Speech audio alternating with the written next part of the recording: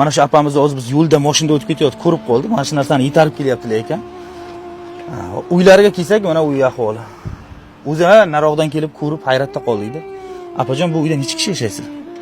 Bu uyda 3 kishi yashaymiz. Qaynim, hamma, xotin va ikkita bolam bilan. Qayningiz ham shu uyda yashaydi? Qaysi birida yashaydi? Mana shu bitta Ikkita oilani uyimi bu hozir? Ha. Mana shu uydan? Ha. Akalar opolar beroqkin kamerachi. Ko'ryapsizmi? Mana.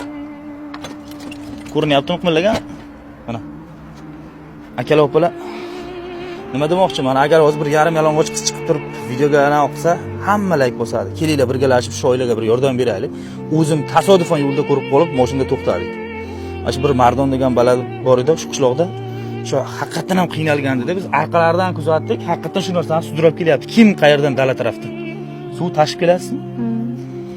Biz sizga bir yordam berib, chiroyli uy qilib, suvga chiqarib bersak rozimisiz? Ha, bo'laman. Akalar opalar, bir nomer aytamiz. Shu nomerda Sberbank karta bor.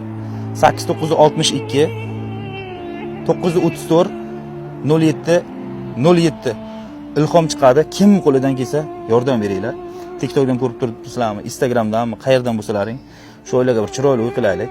Biz YouTube'ga ham qo'yyapmiz bu videoni. YouTube'ga o'tsalaring ham ko'rasizlar, to'lig'ini. Akalar opalar, hammalaringga rahmat, sog' bo'linglar, salomat bo'linglar. Xudo xolasa 15 kun ichida Xudo xolasa chiroyli uy ko'rsatamiz sizlarga. Rahmat hammaga.